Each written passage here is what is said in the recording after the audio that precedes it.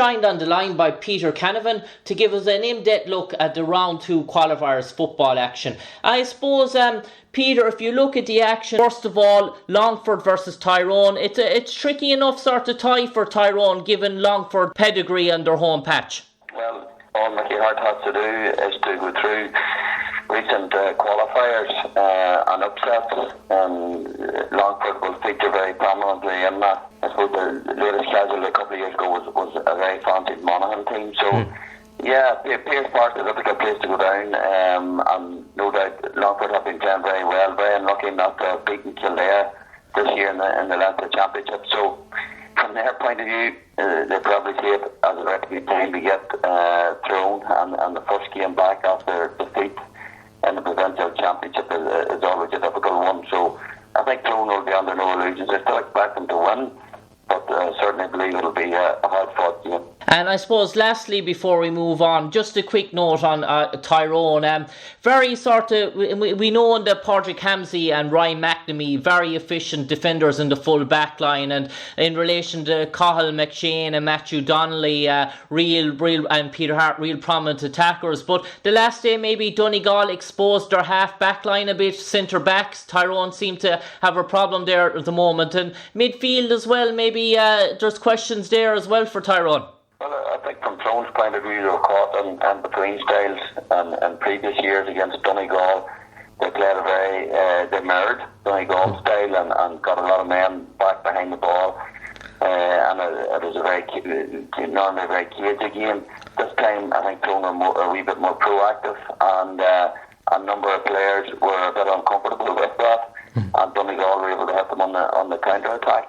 So apart from staying to play, you'd have to say Donegal were also more up for the game, and that was disappointing from a Tyrone point of view. The body language of some of Tyrone's players maybe left a lot to be desired, but I would expect this time around that it will be different. It will have to be different from a Tyrone point of view. But in terms of their personnel, they still have quality players there.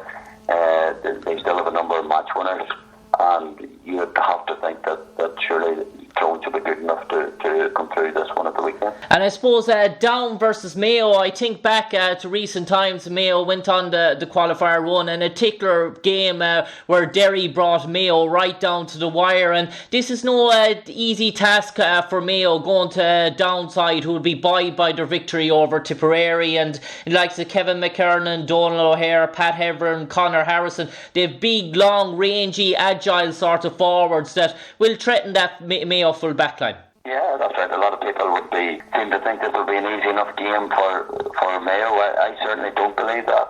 I was at the Armagh and Antrim game in the first round of the Ulster Championship that was in Park Esler as well, and Down played really well against a fancied Armagh team, and they were very unlucky not to win it. I think Keelan Mooney, standing off, had a major bearing on the game. So they're playing a very defensive style as well. Again, a lot of men back and breaking. It was great speed on the counter attack. So this could be a difficult enough assignment for Mayo. And Park Esler would be a tight pitch. It's not the biggest of pitches. So certainly when Derry get men behind the ball, they will be hard to penetrate.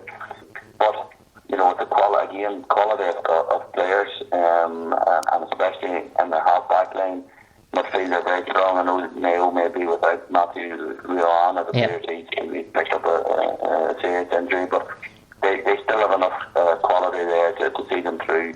And I certainly would expect to see Cillian O'Connor coming back as well. I believe he's recovered from injury. So what forward line wouldn't benefit from having him on it?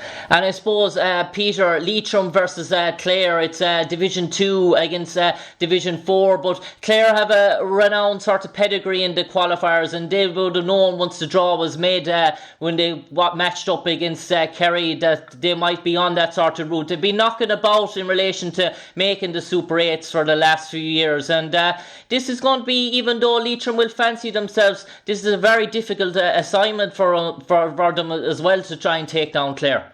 Absolutely, there's a bit of a renaissance going on in Leitrim at the minute on the Kerry Highland, and they appear to be enjoying their football again and making serious progress.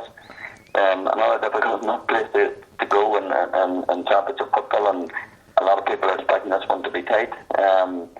Again, when it comes to quality, you would expect that Clare would just or should be edging this one. And they also have the benefit of a couple of very experienced players, Turbiddy and Gary Brennan, and David Turbiddy and Gary Brennan and in particular. So they, and as well as experienced players, they're two class players that will make any team. So with those two men, I certainly would expect Clare to come out on top of this one.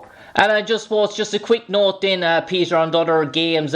Monaghan, Armagh, it's really a sort of a 50-50 encounter, really, and Armagh probably carrying a bit more form in their games, while Monaghan have mixed the good and the bad so far in the championship.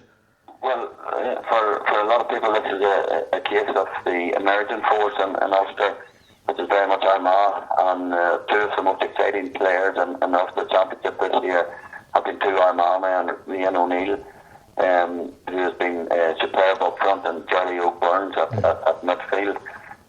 So they've brought a freshness and a new dynamic to this Armagh team, and they were very lucky not to have reached the Ulster final. Whereas down Monaghan at the minute, their football has been disappointing. They appear to be a team that they look tired. There's a lot of miles on the clock in some cases. So it's a difficult one for Monaghan, and I wouldn't be surprised that our previous two games have gone to extra time. If you're going to pick one in the qualifiers to go the same, it could well be this one a very tight encounter. Yeah, and I suppose Derry versus Laois, when this draw came out of the hat, people were saying if this was on in Laois, in Port Laois, it would make for a real tighter game. But the fact that it is on above in Derry in Casement Park, and Derry were quite good for long spells against Tyrone. They've a bit of momentum built up with promotion and everything. So everything really points here for a Derry win, and probably Derry are a team many people think are in with a shout at making the Super 8s. Yeah, well, again, I think Derry will perform well. They have been pretty consistent in the championship. Yes, they played well against Tyrone, had a facile run in the first round, but they are playing a lot of younger footballers. They're moving the ball very fast, and they appear to be enjoying their football once again. But you never know with Laois. They have players that often can blow hot and cold. If they really want it, they can put it up to anybody. But I think you're right. Home advantage, in my opinion, is very important in this one. Derry will believe that they're good enough, and this is a game where they have to win. In terms of the league, they did well. They won Division 4. They got promoted. They were expected to. But this will be a real test of the progress that they have made, and I expect them to come through. Yeah, and I suppose all points to Westmeath victory over Limerick, given Limerick's very disappointing performance against Cork, where Cork were rampant in the first half, and Westmeath were plucky enough, gained promotion to Division 2. Will be disappointed that they didn't make a Leinster semi-final. Things are going well under Jack Cooney, and it's very hard not to see anything but a Westmeath victory here. Well, it's a home turf for Westmeath and Cusack Park, so yes, you're right. Now I would expect Limerick to perform more so like the way that it against Tipperary, where they play some great football. Very disappointing against Cork, but you're right. I think this would be a major shock if it was anything else but a Westmeath victory.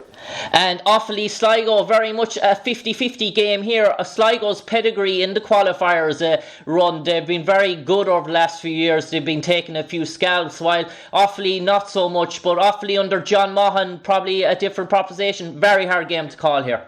Yeah, it's a difficult one to call.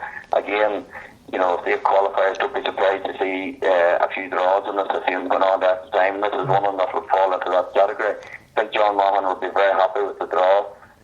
Number one, it's home. It's in O'Connor Park. He has been making progress with them, and I think they will really believe that they can take on and beat Sligo. So it's some opportunity for Offaly, and I don't think they'll let it slip. And finally, the last game here, people were above an all-star, suppose, were delighted to finally see Antrim win a game in the qualifiers, but they're going up against a Kildare team that will be wounded, coming off a bit of a tanking by Dublin, and Cian O'Neill's charges, they won't have met Antrim very much in the previous years. They'll probably won't know too much about them. This would be a major shock, but is there a slight chance it could happen? Yes, I do. I think it'll be tighter than what many people are predicting. It's going to be in Corrigan Park, again another tight pitch, and Antrim will certainly relish the prospect of taking on this Kildare team, and a lot depends with the Kildare mentality. If they're up for it, if they're ready for the battle, I've no doubt they should be good enough to win it. But again, Kildare have already proven it this year in the league, and even in the championship to date when they've been good. They play some lovely football, but when they're not so good, they're pretty poor. So that's a cause for concern for Cian O'Neill. But again, it'll be a shock if Kildare didn't come out on top. Peter Canavan, many thanks for hearing your reflections on looking ahead to the round 2 of the qualifier footballers. We wish your own county, the Tyrone, the best of luck. Thanks, Peter, for taking the call.